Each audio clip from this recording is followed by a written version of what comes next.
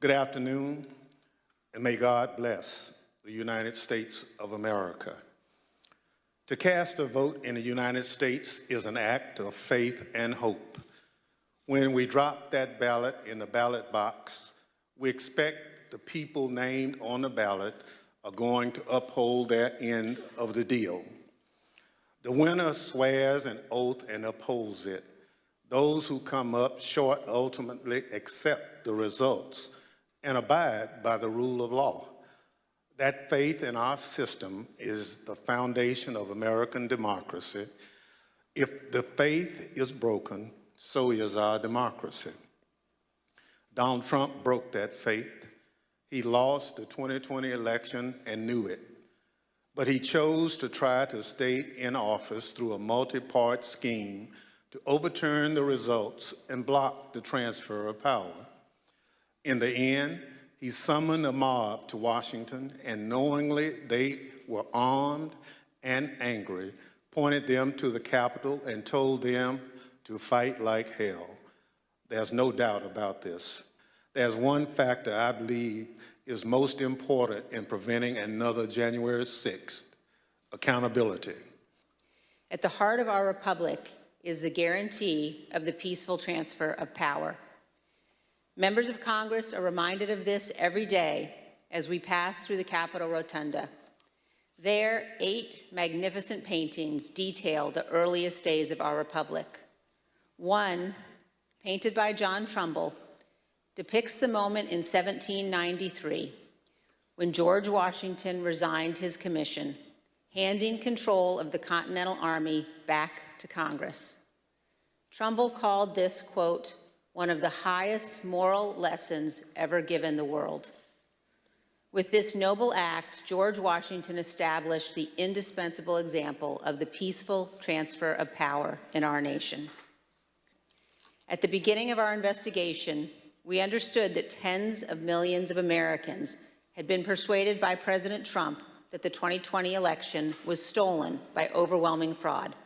And we also knew this was flatly false. We knew that dozens of state and federal judges had addressed and resolved all manner of allegations about the election. Our legal system functioned as it should, but our president would not accept the outcome. Among the most shameful of this committee's findings was that President Trump sat in the dining room off the Oval Office watching the violent riot at the Capitol on television. For hours, he would not issue a public statement instructing his supporters to disperse and leave the Capitol, despite urgent pleas from his White House staff and dozens of others to do so. Members of his family, his White House lawyers, virtually all those around him knew that this simple act was critical. For hours, he would not do it. During this time, law enforcement agents were attacked and seriously injured. The Capitol was invaded, the electoral count was halted, and the lives of those in the Capitol were put at risk. In addition to being unlawful, as described in our report, this was an utter moral failure and a clear dereliction of duty. Evidence of this can be seen in the testimony of President Trump's own White House counsel and several other White House witnesses. No man who would behave that way at that moment in time can ever serve in any position of authority in our nation again. He is unfit for any office. In 1761, John Adams wrote, "The very ground of our liberties is the freedom of elections." Faith in our elections and the rule of law is paramount to our republic.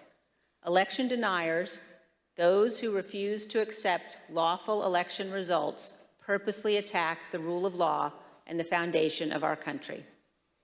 The history of our time will show that the bravery of a handful of Americans doing their duty saved us from an even more grave constitutional crisis. Elected officials, election workers, and public servants stood against Donald Trump's corrupt pressure. Many of our committee's witnesses showed selfless patriotism, and their words and courage will be remembered. The brave men and women of the Capitol Police, the Metropolitan Police, and all the other law enforcement officers who fought to defend us that day saved lives and our democracy.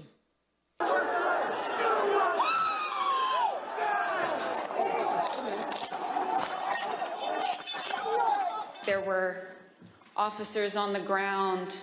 They were bleeding. They were throwing up.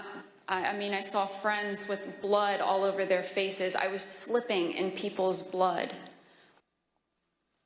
As I was swarmed by a violent mob, they ripped off my badge. They grabbed and stripped me of my radio. They seized ammunition that was secured to my body. They began to beat me with their fists and with what felt like hard metal objects. The key thing to do is to claim victory. No, we won. Fuck you. Sorry, over. We won. Yeah. You're wrong. Fuck you. Right out of the box on election night, the president claimed that there was major fraud underway. I mean, this happened, as far as I could tell, before there was actually any potential of looking at evidence. So what are we going to do here, folks? I only need 11,000 votes. Fellas, I need 11,000 votes. Give me a break. I made it clear I did not agree with the idea of saying the election was stolen and putting out this stuff, which I told the president was bullshit.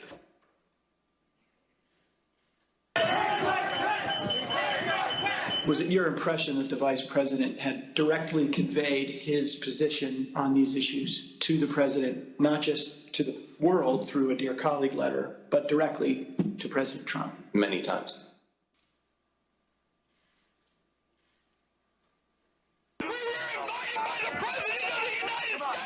He personally asked for us to come to D.C. that day.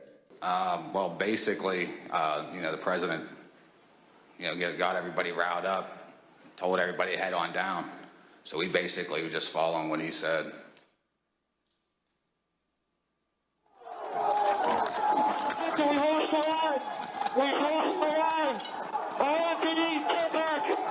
Within 15 minutes of leaving the stage, President Trump knew that the Capitol was besieged and under attack. So are you aware of any phone call by the President of the United States to the Secretary of Defense that day? Not that I'm aware of, no. Are you aware of any phone call by the President of the United States to the Attorney General of the United States that day? No. Are you aware of any phone call by the President of the United States to the Secretary of Homeland Security that day? I'm not aware of that, no. Did you ever hear the president No. ask for the National No. Guard? Did you ever hear the president ask for law enforcement response? No. You got an assault going on the Capitol of the United States of America. And there's nothing. No call, nothing, zero. I remember Pat saying something to the effect of, Mark, we need to do something more. They're literally calling for the vice president to be effing hung.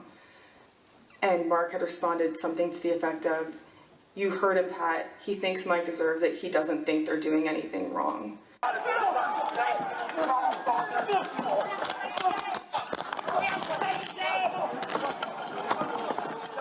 Another officer unconscious. The turret. What turret?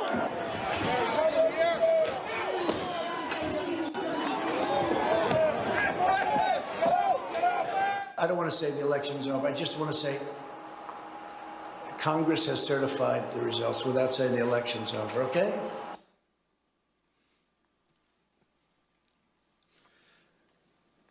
We've taken the testimony of hundreds of witnesses. Now, while we couldn't show them all during the hearings, we focused on those who were most central, including our ex-president's White House aides, his senior Department of Justice officials, and senior members of his campaign. Based on this assembled evidence, the Select Committee has reached a series of specific findings. Now, many of these findings pertain to what has been called the big lie, the enormous effort led by ex-President Trump to spread baseless accusations and misinformation in an attempt to falsely convince tens of millions of Americans that the election had been stolen from him. Beginning even before the election and continuing through January 6th and thereafter, Donald Trump purposely disseminated false allegations of fraud in order to aid his effort to overturn the 2020 election. Ex-President Trump's decision to declare victory falsely on election night wasn't a spontaneous decision. It was premeditated. The committee has evidence that ex-President Trump planned to declare victory and unlawfully to call for the vote counting to stop, and that he told numerous allies about his intent in the weeks before the election. The committee found that Mr. Trump raised hundreds of millions of dollars with false representations made to his online donors. We've also obtained evidence of efforts to provide or offer employment to witnesses. For example, one lawyer told a witness the witness could, in certain circumstances, tell the committee that she didn't recall facts when she actually did recall them. That lawyer also did not disclose who was paying for the lawyer's representation, despite questions from the client seeking that information. He told her, quote, "We're not telling people where funding is coming from right now." We've learned that a client was offered potential employment that would make her, quote, "financially very comfortable," as the date of her testimony approached, by entities that were apparently linked to Donald Trump and his associates.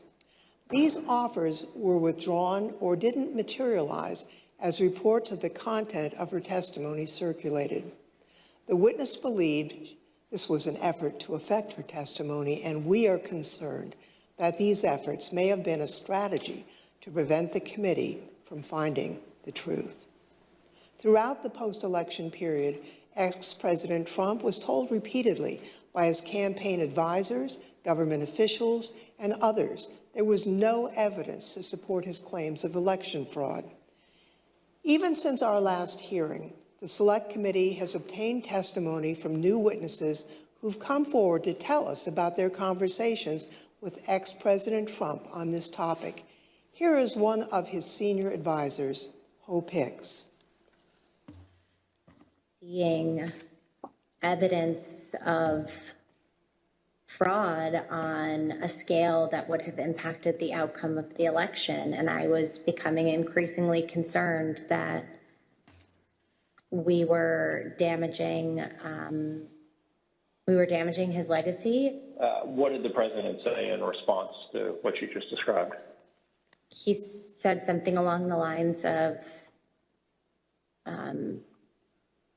nobody will care about my legacy if I lose. So that won't matter. The only thing that matters is winning.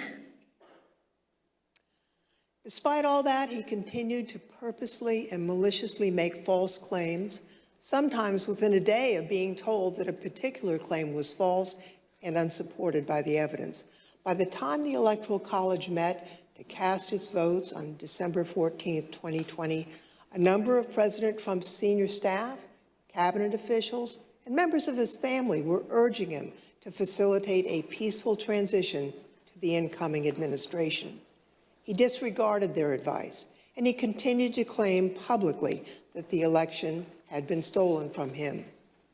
Numerous state and federal courts evaluated and rejected the Trump campaign's claims of voter fraud, including 11 judges appointed by ex-President Trump himself. Many of these courts issued scathing opinions, criticizing the lack of evidence that ex-President Trump and his allies had advanced to support their claims. Numerous individuals associated with these efforts have since acknowledged that they were unable to find sufficient evidence of fraud to affect the election results, including in testimony to this Select Committee. Still, ex-President Trump repeated those false claims and tried to convince his supporters the election was stolen. This was an attempt to justify overturning the lawful election results. Donald Trump knowingly and corruptly repeated election fraud lies, which incited his supporters to violence on January 6th. He continues to repeat his meritless claim that the election was stolen even today, and continues to erode our most cherished and shared belief in free and fair elections. President Trump and his enablers repeatedly pressured state officials to take action to overturn the results of the election. The most dramatic example of this campaign of coercion was the president's January 2nd, 2021 call to Georgia Secretary of State Brad Raffensperger, in which the president urged the secretary to find 11,780 votes he needed to change the outcome in that state. During that call, President Trump again repeated conspiracy theories about the election that his own appointees at the Department of Justice had already debunked. Trump also made what Secretary Raffensperger accurately considered a threat, suggesting that Raffensperger and his attorney that they could be subject to criminal prosecution if they didn't follow through with his demands. Then, in repeated telephone calls and in-person meetings, Donald Trump pressured state elections officials and state legislators to alter official election results. But courageous public servants, including Republicans like Rusty Bowers, held firm and refused to put Donald Trump over their oath to the Constitution. When Donald Trump's pressure campaign did not achieve the results he wanted, he oversaw an effort to obtain and transmit false Electoral College ballots to Congress and the National Archives. The false ballots were created by fake Republican electors on December 14th. At the same time, the actual certified electors in those states were meeting to cast their votes for President Biden. By that point in time, election-related litigation was over in all or nearly all of these states, and Trump campaign election lawyers realized that the fake slates were unjustifiable on any grounds and may be unlawful. In spite of these concerns and the concerns of individuals in the White House counsel's office, President Trump and others proceeded with this plan. The Select Committee has developed evidence that these intentionally false documents were transmitted to multiple officers of the federal government and were intended to interfere with the proper conduct of the joint session, where the existence of so-called competing slates of electors would serve as a pretext for legitimate electoral votes to be rejected. President Trump repeatedly attacked state and local officials who refused to do his bidding, as well as local elections workers who he baselessly accused of fraud. As Ruby Freeman and the testimony of other elections officials so powerfully demonstrated, the people who drew President Trump's ire or were the subject of his lies faced real-world consequences, including public harassment and death threats. Some of these elections workers and officials have been forced to leave their homes. Others have been forced to leave the jobs they loved. Take a listen to Ms. Freeman's story. Now I won't even introduce myself by my name anymore. I get nervous when I bump into someone I know in the grocery store who says my name. I'm worried about who's listening. I get nervous when I have to give my name for food orders. I'm always concerned of who's around me. I've lost my name and I've lost my reputation. The Select Committee has made the following findings with respect to the Department of Justice. In the weeks immediately following the 2020 election, Attorney General Bill Barr advised President Trump that the Department of Justice had not seen any evidence to support Trump's theory that the election was stolen by fraud. No evidence. Over the course of the 3 meetings in this post-election period, Attorney General Barr assured President Trump that the Justice Department was properly investigating claims of election fraud. He debunked numerous election fraud claims, many of which the president would then go on to repeat publicly. And he made clear that President Trump was doing, quote, a great disservice to the country by pursuing them. After Attorney General Barr's resignation, President Trump requested that the acting leadership of the department, Jeffrey Rosen and Richard Donahue, quote, just say the election was corrupt and leave the rest to me and the Republican congressmen. In other words, just tell a small lie to put the facade of legitimacy on this lie, and the Republican congressman and I can distort and destroy and create doubt all ourselves. Between December 23rd and January 3rd, President Trump called or met with him nearly every day and was told repeatedly the department investigation showed no factual support for Trump's fraud allegations.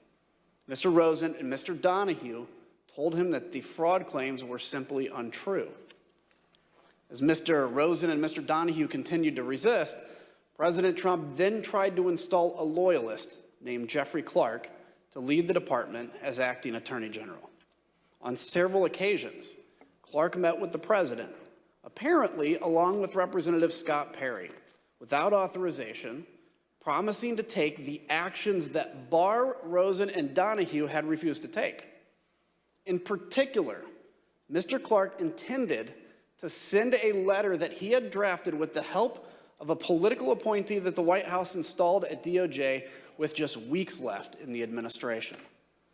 Mr. Clark intended to send the letter to officials in numerous states, informing them falsely, of course, that the department had identified significant concerns about the election results in their state and encouraging their state legislatures to come into special session to consider appointing Trump rather than Biden electors. Here's Acting Deputy Attorney General Donahue describing his reaction to Mr. Clark's proposed letter. Some drafting letters without the knowledge of what the department had actually done in terms of investigations, that he was being reckless. And I recall toward the end saying, what you're proposing is nothing less than the United States Justice Department meddling in the outcome of a presidential election. Knowing that existing department leadership would not support his false election claims, President Trump offered Mr. Clark the job of acting Attorney General. In a dramatic January 3rd meeting in the Oval Office, Rosen, Donahue, White House counsel Pat Cipollone, and White House lawyer Eric Hirschman strongly objected to the appointment of Jeffrey Clark as acting Attorney General. Mr. Clark pleaded his case and offered to send the letter that he had drafted. The White House counsel called the Clark letter, quote, a murder-suicide pact. Numerous White House and Department of Justice lawyers all threatened to resign if Mr. Clark was appointed. Donald Trump would be leading a graveyard. It was only after the threat of mass resignations that President Trump rescinded his offer to Mr. Clark. In the weeks before January 6th, Mr. Trump turned to the man who had served him loyally for 4 years. He embraced an illegal scheme proposed by John Eastman and others who concocted an unfounded legal theory that the vice president could reject Joe Biden's electoral votes during the joint session. These are the Select Committee's findings with respect to the pressure campaign against the vice president. John Eastman admitted in advance of the 2020 election that Mike Pence could not lawfully refuse to count official electoral votes. But he nevertheless devised a meritless proposal that deployed a combination of bogus election fraud claims and the fake electoral ballots to say that Mike Pence, presiding over the joint session, could reject legitimate electoral votes for President-elect Biden. But still, President Trump accepted and repeated Eastman's theory and used it to pressure the vice president to take unlawful action. In multiple heated conversations, President Trump directly pressured Vice President Pence to adopt the Eastman theory and either reject the electors or send them back to the state legislatures. The vice president consistently resisted and repeatedly told the president that he did not possess the authority to do what President Trump directed.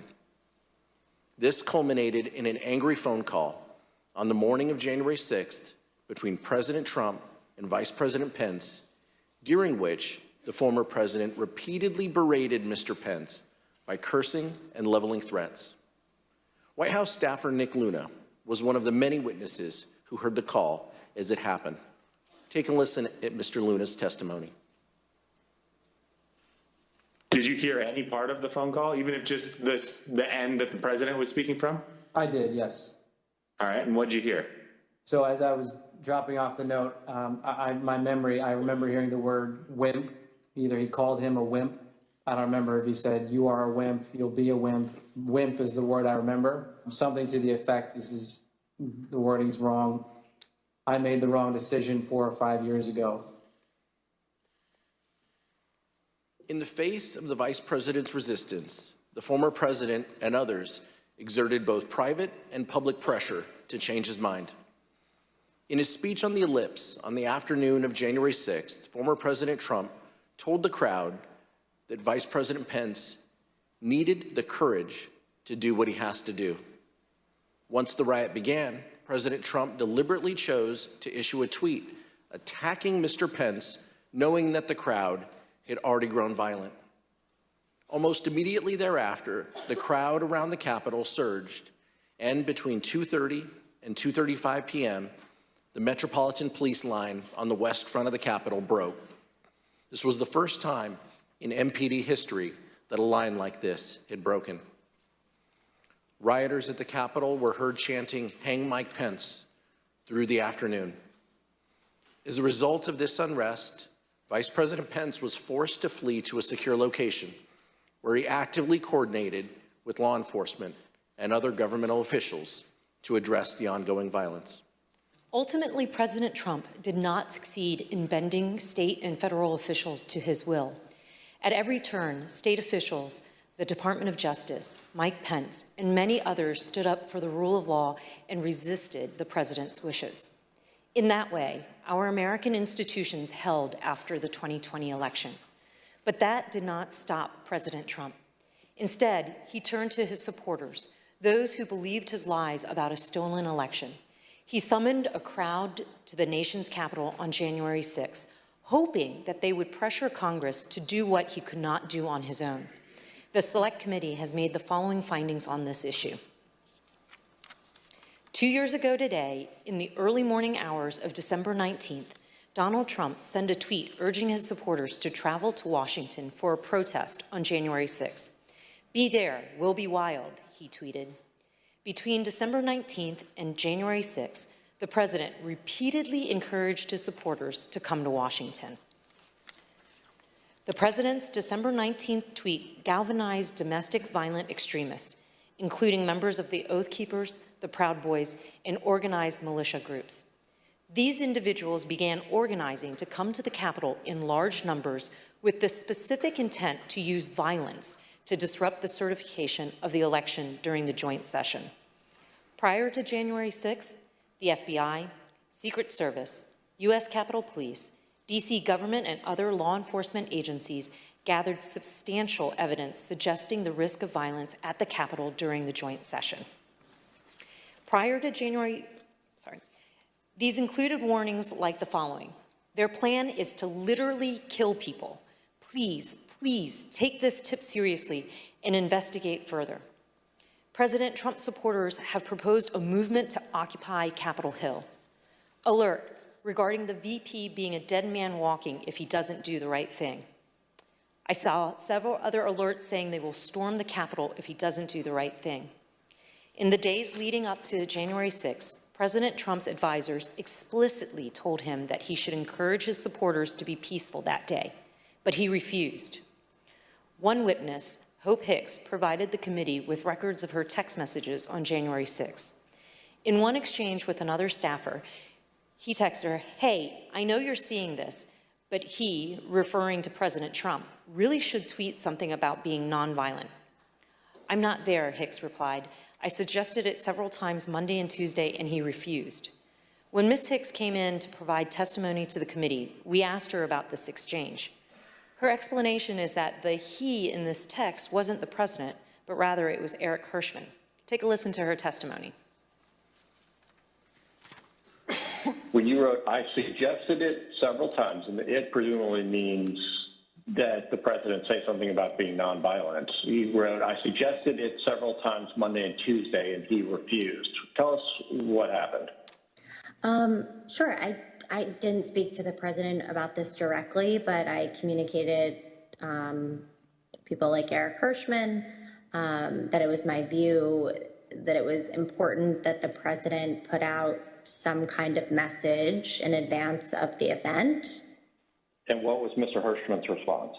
Mr. Hirschman said that he had made the same, recommendation directly to the president, and that he had refused. Just so I understand, Mr. Hirschman said that he had already recommended to the president that the president convey a message that people should be peaceful on January 6th, and the president had refused to do that? Yes.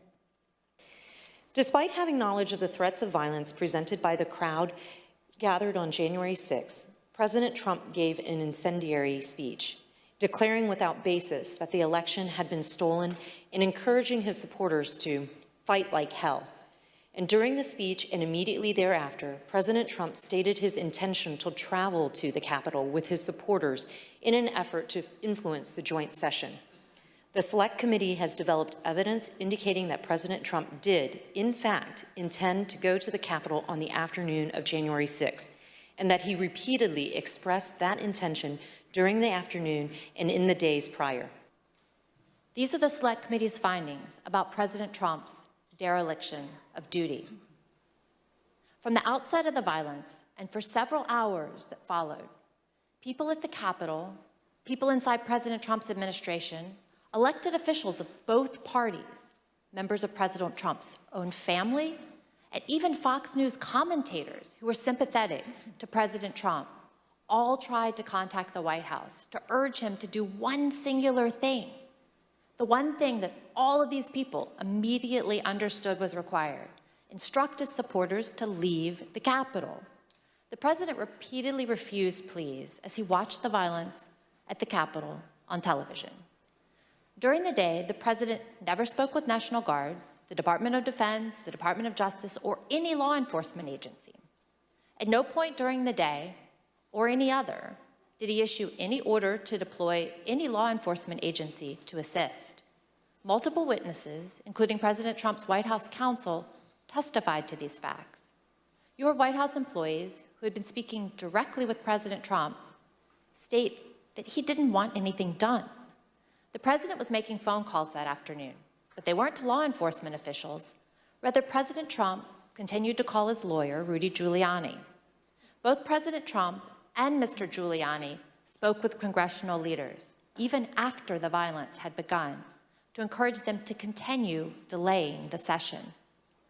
Approximately 3 hours after being informed of the violence at the Capitol, hours during which, as our evidence has shown, Donald Trump sat in his dining room and watched the violence on television, the president released a video statement in which he again repeated that the election was stolen, told his supporters at the Capitol that he loved them, and ultimately suggested that they disperse. This statement had an immediate impact on elements of the crowd, many of whom have testified that it led them to depart the Capitol. At 6:01 p.m., President Trump sent his last tweet of the day. He did not condemn the violence. Instead, he attempted to justify it. These are the things and events that happen when a sacred landslide election victory is so unceremoniously and viciously stripped away, he wrote. Remember this day forever.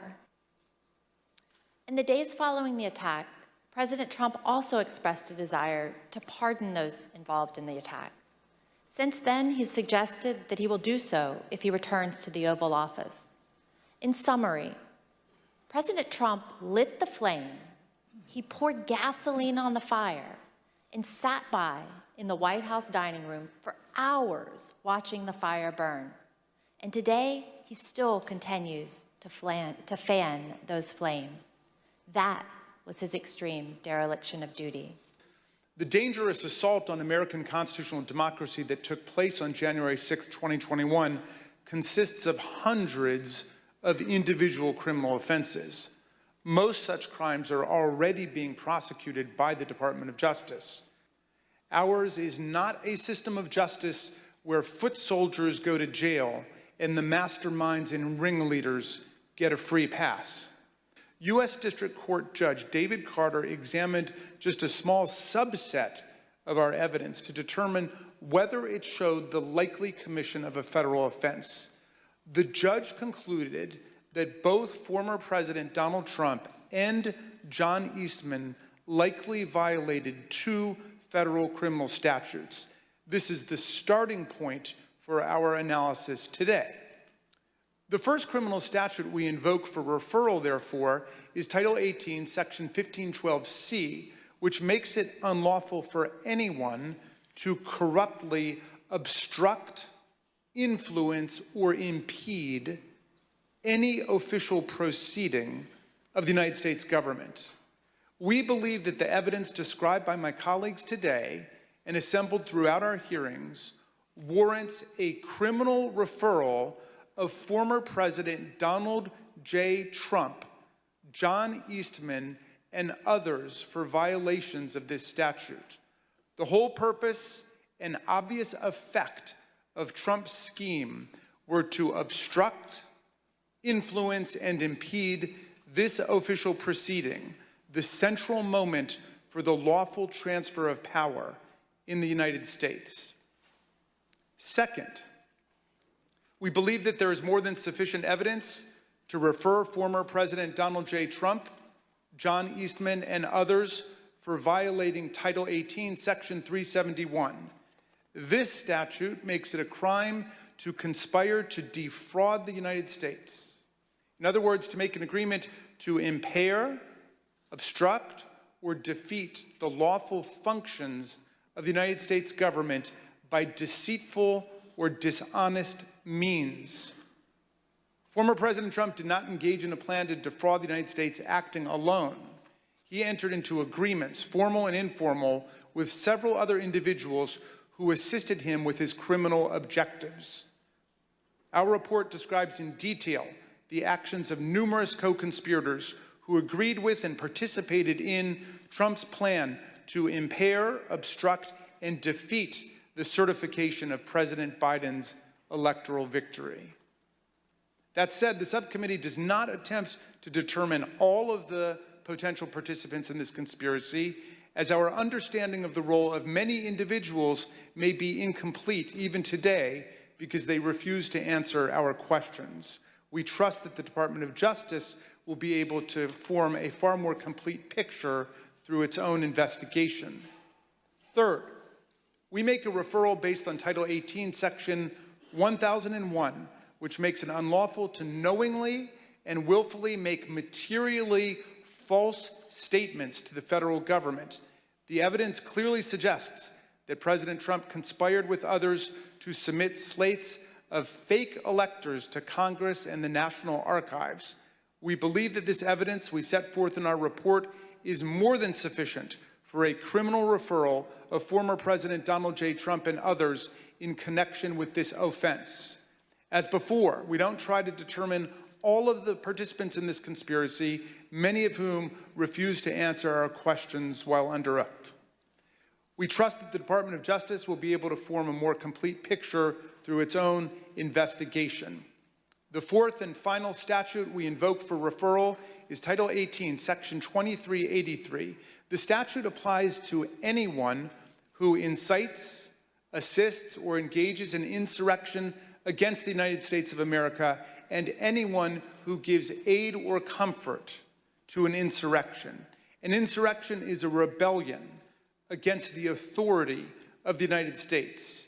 It is a grave federal offense anchored in the Constitution itself, which repeatedly opposes insurrections and domestic violence, and indeed uses participation in insurrection by office holders as automatic grounds for disqualification from ever holding public office again at the federal or state level. Anyone who incites others to engage in rebelling, assists them in doing so, or gives aid and comfort to those engaged in insurrection is guilty of a federal crime. The committee believes that more than sufficient evidence exists for a criminal referral of former President Trump for assisting or aiding and comforting those at the Capitol who engaged in a violent attack on the United States. The committee has developed significant evidence that President Trump intended to disrupt the peaceful transition of power under our Constitution. The President has an affirmative and primary constitutional duty to act to take care that the laws be faithfully executed. Nothing could be a greater betrayal of this duty than to assist in insurrection against the constitutional order. The complete factual basis for this referral is set forth in detail throughout our report. These are not the only statutes that are potentially relevant to President Trump's conduct related to the 2020 election. Depending on evidence developed by the Department of Justice, the president's actions could certainly trigger other criminal violations. Nor are President Trump and his immediate team the only people identified for referrals in our report. As part of our investigation, we asked multiple members of Congress to speak with us about issues critical to our understanding of this attack on the 2020 election and our system of constitutional democracy. None agreed to provide that essential information.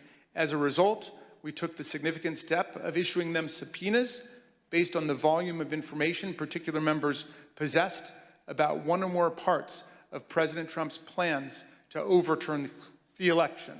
None of the subpoenaed members complied, and we are now referring 4 members of Congress for appropriate sanction by the House Ethics Committee for failure to comply with lawful subpoenas. The clerk will report the vote. Mr. Chairman, on this vote, there are 9 ayes and 0 noes. There being no further business, without objection, the Select Committee stands adjourned.